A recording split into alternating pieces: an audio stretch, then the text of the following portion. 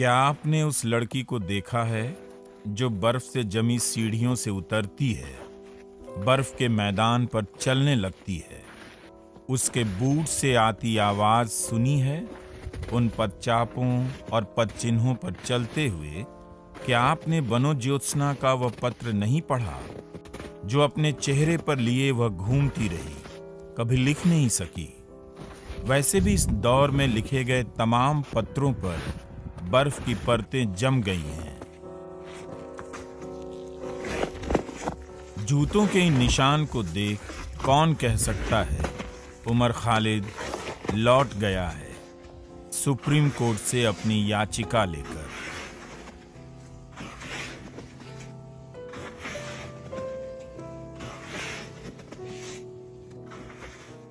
उमर, तुमने फरवरी की दिल्ली कितने दिनों से नहीं देखी है? पत्तों के उतर जाने के बाद इन पेड़ों को कब से नहीं देखा है? तुम्हारी जेल की दीवारों पर पतझड़ आते हैं क्या? कोई पत्ता उड़कर तुम्हारे बिस्तर तक आया है? अदालत की दीवारों पर तो पतझड़ आते हैं। यहाँ के पत्ते उड़कर किसी वकील की कार में बैठ जाते हैं। 3 मूर्ति लेन में किसी जज के घर के बाहर गिरे पत्तों में मिल जाते हैं। पतझड़ में पत्ते भी तुम्हारी याचिका की तरह लौट जाते हैं, उसी मिट्टी में जहां से खाद पानी लेकर वे पेड़ों की फुनगी तक पहुंचे थे। दिल्ली के इन शाही पेड़ों को कभी तो बुरा लगता ही होगा जब कोई इनकी छाया से निकलकर धूप में बैठ जाता होगा।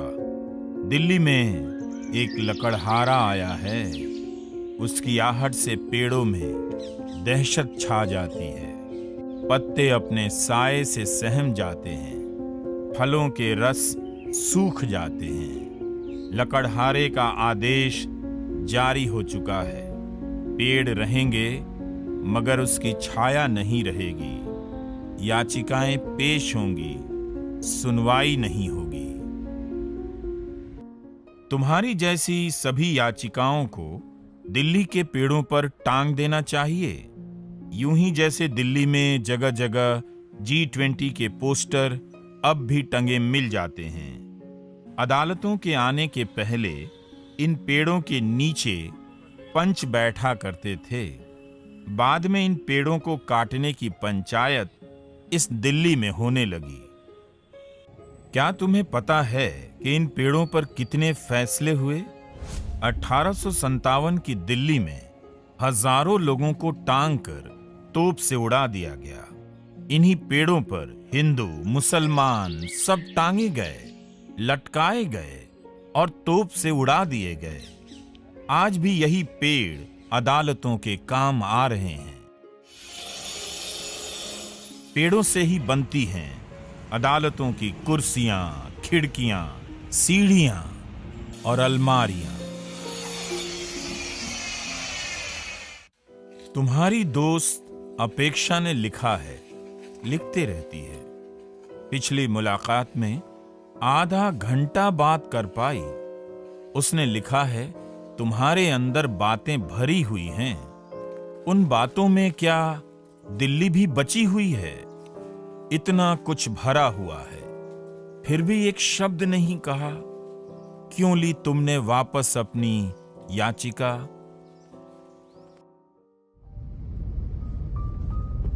मैं तुम्हारे बारे में जब भी सोचता हूं, दिल्ली में कहीं भी पेड़ दिख जाते हैं। बीकानेर हाउस में मैंने ऐसा ही एक पेड़ देखा।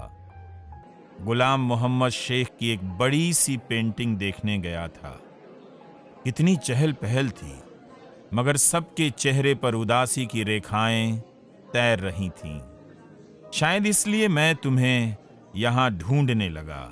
18वीं सदी की पेंटिंग से ली गई इस नाव पर वैन गॉग और M.F. हुसैन को साथ बैठे देखा। वहीं बैठे थे रविंद्रनाथ टैगोर। तुम नहीं थे।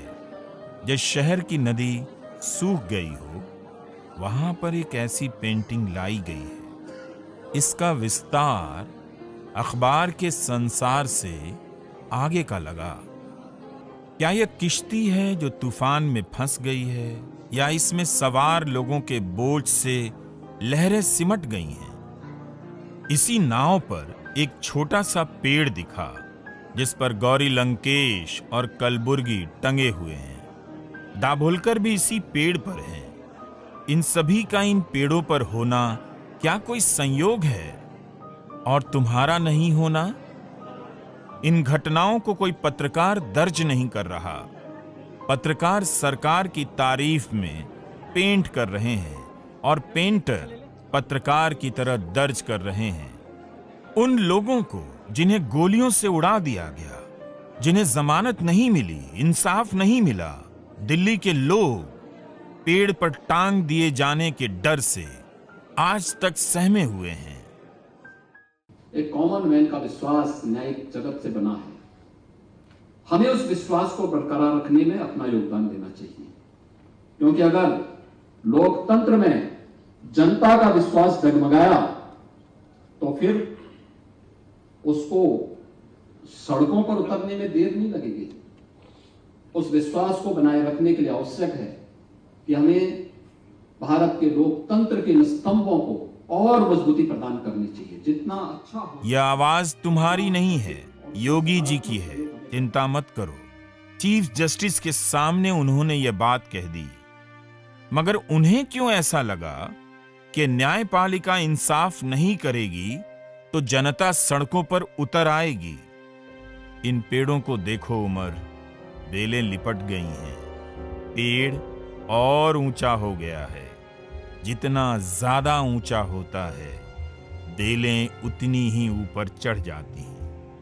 पेड़ों को कसने से पेड़ सड़क पर उतर आएंगे क्या? कितने दिनों से तुमने जनपद नहीं देखा होगा। जनपद की दुकानों से अब भी लड़के अपनी प्रेमिका के लिए कान की बालियां खरीद रहे हैं, रील्स बनाने के लिए।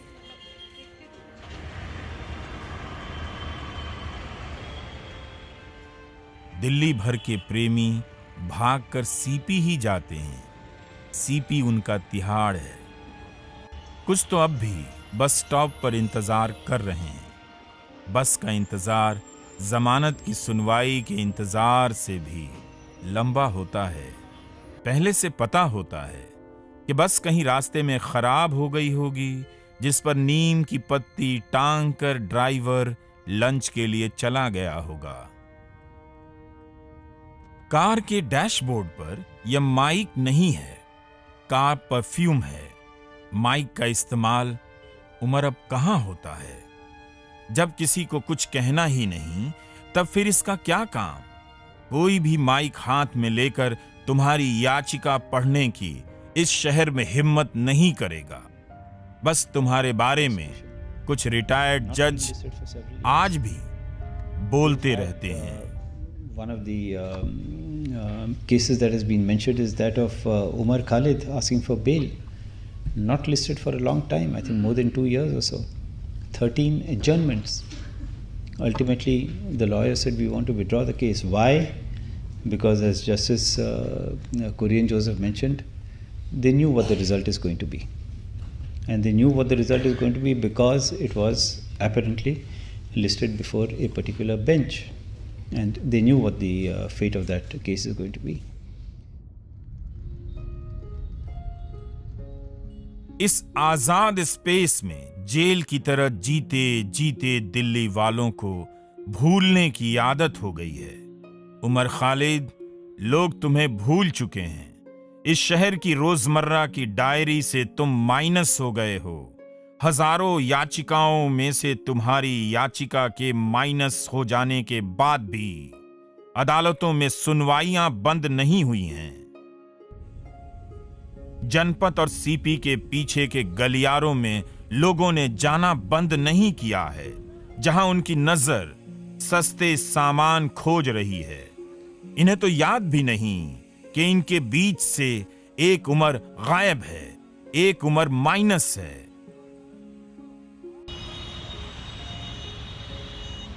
एक तरफ से माइनस हो जाना माइनस मुद्रिका हो जाना है, यानी दूसरी तरफ से लौटना होता है। किसी गणित के मास्टर का काम होगा रिंग रोड पर चलने वाली बसों को माइनस और प्लस के निशान देना। प्लस वाली मुद्रिका रिंग रोड की एक साइड से चलती है, माइनस वाली बस दूसरी साइड से लौट रही होती है। तुम दिल्ली को इसी तरह याद करते हुए जेल से निकल जाया करो, अपनी कल्पनाओं में अपने बिना इस दिल्ली को देखा करो उमर खालिद।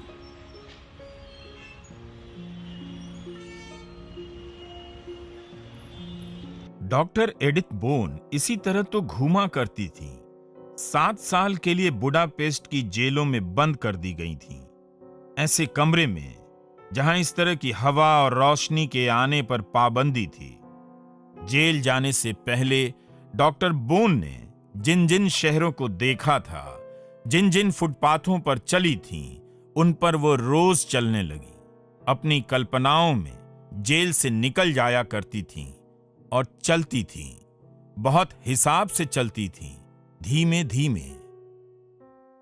कभी पेरिस, कभी मिलान, कभी वेनिस, कभी फ्लोरेंस।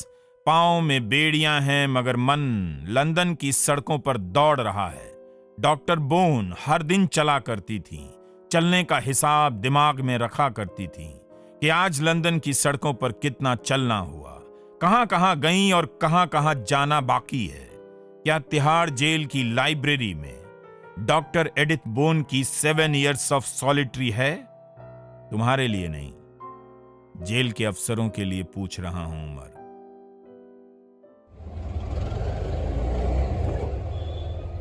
तुम भी डॉक्टर एडिथ बोन की तरह कभी जेएनयू चले जाया करो। इन दिनों वहां बोगनवेलिया की बहार है। बिना सुगंध के इस सुंदर फूल के रंगों का जलवा तुम्हें याद तो आता ही होगा। जेएनयू से 615 नंबर की बस लेकर जनपद आ जाया करो। चाहो तो पहले ही उतर जाओ और सरोजनी से अपने लिए कोई शर्ट खरीद लो और उस साथी के लिए एक जोड़ी जूते जो जेल तक चलकर आती है तुमसे मिलने। वैसे तुम वहां भी जा सकते हो जहां से तुम अपनी याचिका लेकर लौटे हो।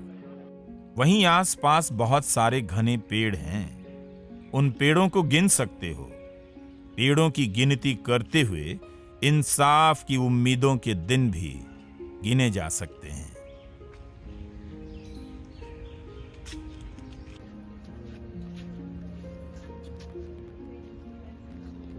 (1956) में जब बुडापेस्ट की खतरनाक जेल से एडिथ बोन बाहर आने वाली थी, दर्जनों कैमरों और उनके लेंस बैरल की तरह निशाना साध कर इंतजार कर रहे थे।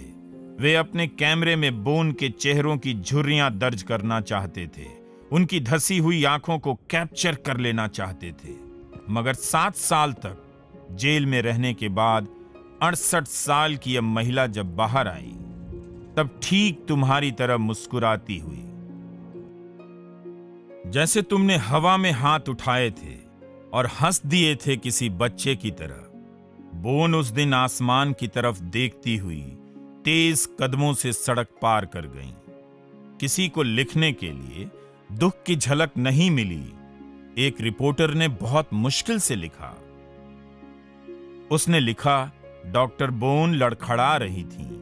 उस बेचारे को पता नहीं था कि जेल वालों ने उन्हें गलत नंबर के जूते दे दिए थे। तुम्हारे बारे में भी तो मीडिया ऐसे ही लिखता है। वह तुम्हें टूटा हुआ देखना चाहता है, तुम हंसता हुआ दिख जाते हो। डॉक्टर एडिथ बोन ने टॉल्स्टॉय की कहानी के कैदी से यह सब सीखा था। जेल के कमरे में बंद होते हुए भी बाहर निकलकर घूमने का ख्याल। मैं भी उस कैदी के बारे में पढ़ना चाहता हूं जो जेल के बंद कमरों से काल्पनिक यात्राओं पर निकल जाया करता था। मैंने टॉल्स्टॉय की एक भी किताब नहीं पढ़ी। वॉर एंड पीस का तो नाम मत लो। दैनिक जागरण के पन्ने पलटकर ही वॉर एंड पीस पढ़ने की भूख मर जाती है। 1000 शेक्सपियर, दर्जनों ऑस्टिन, सैकड़ों प्रेमचंद से विरक्ति हो जाती है। उन्हें पढ़ने की समझ से मुक्ति का मार्ग है दैनिक जागरण। तुमने अपनी खबर अखबार के किस पन्ने पर देखी थी? किसी ने याचिका वापस ली है, उसकी खबर किस पन्ने पर छपी है? पेड़ों से पूछो जिन्हें काट कर अखबार के ये कागज बनते हैं।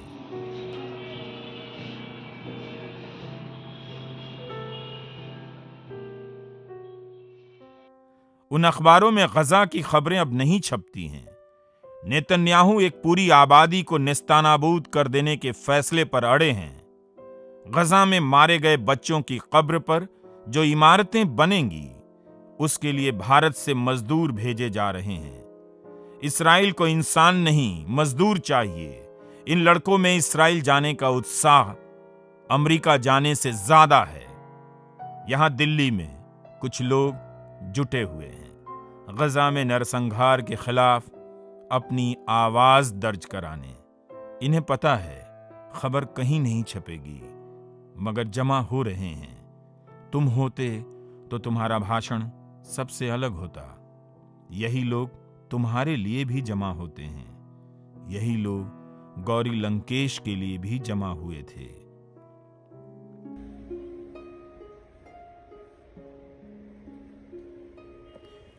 उमर खालिद, दिल्ली के पेड़ों पर केवल प्रेत नहीं होते हैं, प्रेतात्माएं नहीं होती हैं, अंतरात्माएं भी होती हैं। उन अंतरात्माओं में तुम बहुत याद किए जाते हो।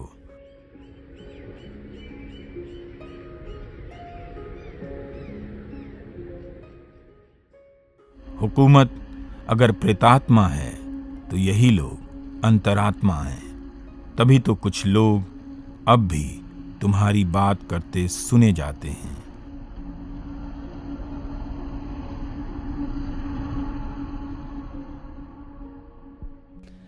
The greatest blow to democracy is that the fourth pillar has failed the country.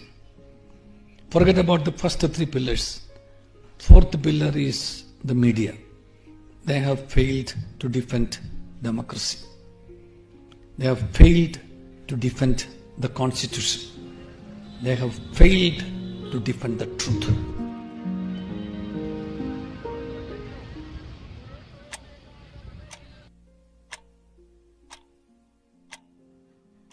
तुम्हारे अब्बू जेल में होने के दिन गिनते हैं। 100 दिन, 500 दिन, 1000 दिन। उन तमाम दिनों का हिसाब लिए प्रेस क्लब में दिखाई दे जाते हैं। बाप तो बाप होता है। जिस दिल्ली में तुम नहीं हो, वहां तुम्हारे होने की जिद अब्बू के चेहरे पर दिखाई दे रही थी। उस दिन प्रेस क्लब में बहुत सारे कैमरे थे, मोबाइल कैमरे, मगर अखबारों में खबर नहीं थी। ये वो कैमरे नहीं जो मीडिया हाउस से आते हैं, उनके हैं जो अपने कंधे पर मीडिया की लाश ढो रहे हैं। तुम भी उमर, न्यायपालिका की अंतरात्मा के दरवाजे पर कब तक खड़े रहोगे? कितनी बार जाओगे? कितनी बार लौटोगे? न्याय की अंतरात्माएं प्रेतात्मा बनकर दिल्ली के आसमान में उड़ना चाहती हैं। उड़ने दो ना।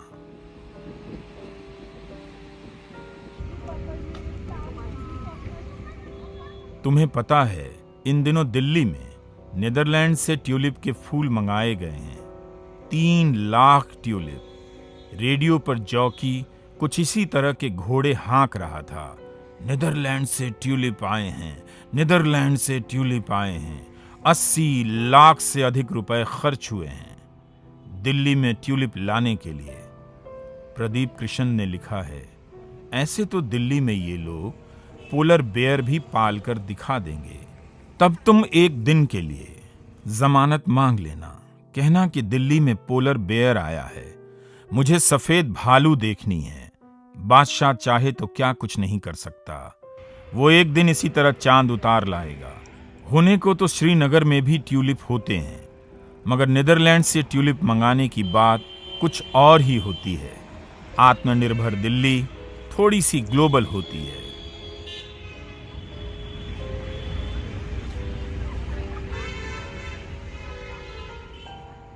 दिल्ली में ट्यूलिप को देखते देखते मुझे जरहुल की याद आ गई। तुमने जरहुल के फूलों के बारे में सुना है? मैंने नहीं सुना था। आदिवासी कवि जसिंता केरकेट्टा जो जंगलों में रहती है, दिल्ली में नहीं रहती, जंगलों को लिखती है, दिल्ली पर नहीं लिखती। जसिंता ने जरहुल पर कविता लिखी है। जरहुल की यह तस्वीर जसिंता ने तुम्हारे लिए भेजी है। दरअसल जसिंता को भी जरहुल का पता नहीं था। सिब्रियुस एक्का ने उसे जरहुल के बारे में बताया। गुमला जिले के सड़की पहाड़ पर जरहुल के फूल खिलते हैं।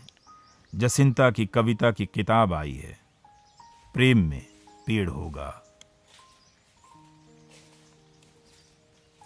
जंगल से गुजरते हुए उसने ओक की पत्तियों को चूमा जैसे अपनी मां की हथेलियों को चूमा। कहा, यह पेड़ मेरी मां का हाथ पकड़कर बड़ा हुआ है, इसके पास आज भी स्पर्श है। जंगल का हाथ पकड़कर मेरे पुरखे भी बड़े हुए।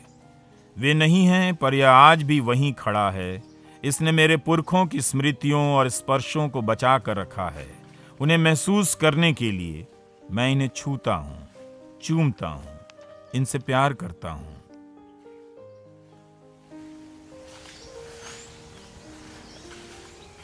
तुम्हारी याचिकाओं को पेड़ों की जरूरत है, पेड़ों के जैसे धीरज की। बारिश में भीगते रहने का धीरज पेड़ों के पास ही होता है। इस दिल्ली में बहुत से पोस्टर लगे हैं। सर्वव्यापी प्रधानमंत्री और उनकी पार्टी के झंडों से भरी दिल्ली में उनके कटआउट यहाँ के पोल और पेड़ों पर लगा दिए गए हैं। इन्हीं पेड़ों पर तुम्हारी याचिका के पन्ने टांगे जा सकते हैं। जेल में उमर खालिद के कितने दिन हो गए, उनका नंबर लिखा जा सकता है। दिल्ली के पेड़ों पर प्रधानमंत्री के पोस्टर हैं, उमर खालिद के पोस्टर क्यों नहीं हो सकते? होली के पोस्टर अब लगने वाले हैं। इन्हीं पोस्टरों पर लिखना चाहता हूं, उमर खालिद जेल में है। अदालतें आज़ाद हैं, अदालतें पेड़ हैं, पेड़ों पर पोस्टर टंगे हुए हैं, पेड़ों को भी तिहाड़ में बंद कर दिया गया है।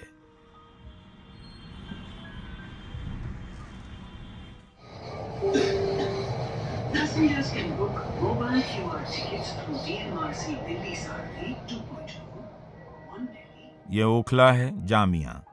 मेट्रो की खिड़की से लगता है सारा मोहल्ला पेड़ों के नीचे डूब गया है। तुम्हें जेल की दीवारों से यह सब याद आता है क्या? क्या शाहीन बाग की याद आती होगी? तब वहां कितने लोग आया करते थे, उन लोगों की याद आती है। सब अपनी अपनी यात्रा पर निकल चुके हैं। बहुत मिस करते होगे IIC में डेमोक्रेसी पर बोलना। ऑटो में तुम उस दिन किसके साथ बहुत दूर तक निकल गए? इतनी सारी यादों के लिए जेल में कोई अलमारी होती है? लेटकर सपने देखने के लिए कोई बिस्तर होता होगा? क्या तुमने ख्वाब में कभी अदालत देखी है? कोर्ट रूम के भी नंबर होते हैं, जैसे बैरकों के नंबर होते हैं। शर्जिल इमाम मिलता है क्या? क्या कभी गुलफिशा से मुलाकात हुई? नताशा और देवांगना के पत्र तो आते ही होंगे। बनु ज्योत्सना ने बहुत दिनों से कुछ लिखा भी नहीं। दिल्ली के फेफड़े में कार्बन भर गया है और तानाशाह पत्र भी नहीं पढ़ते हैं।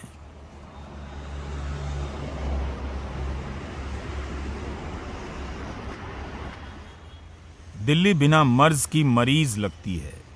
इस बीमार शहर में हर दिन लाखों पन्नों पर फैसले टाइप होते हैं। सिर्फ तुम्हारी बारी का इंतजार है। वेटिंग फॉर गोडो की तरह तुम्हारा इंतजार अंतहीन है।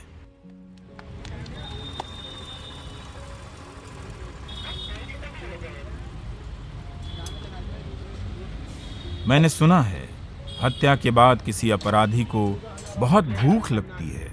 वो जमकर खाता है, फिल्में देखता है और किसी दूसरे शहर में भागकर उस शहर को देखने लग जाता है।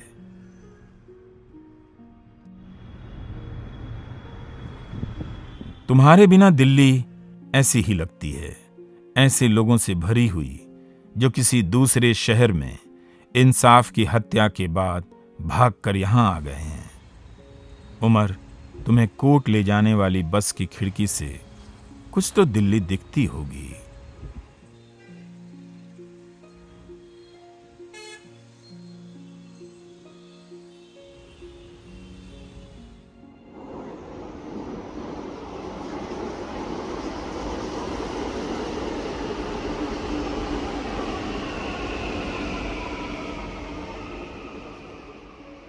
यह आखिरी मेट्रो है। क्या तुमने कभी किसी आखिरी मेट्रो में सवारी की है? किसी आखिरी मेट्रो में तुम्हारी उस याचिका को रख देता हूँ, उस सीट पर जिस पर अगली सुबह लोग झपट्टा मारेंगे बैठने के लिए। दिल्ली में इंसाफ की लूट कोई बड़ी घटना नहीं है उमर, और सीट की लूट से बड़ा इंसाफ नहीं है।